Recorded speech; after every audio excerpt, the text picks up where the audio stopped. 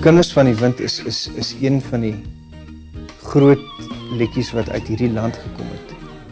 En as jy vir mense vra wat is die groot songs wat uit Suid-Afrika gekom het, is dit ironies dat hulle sal vir jou sê Kinders van die Wind, hulle sal vir jou sê Mannetjies Roe, hulle sal vir jou sê Bloubergse Strand, hulle sal vir jou sê 1963 Hot Gates, en dan sal hulle opkyk en dink, maar my wêreld, dit is allemaal goed wat Larika Rauw gedoen het. And I said to Larika, why don't we do Kinders van die Wind, but we do it with a different feel?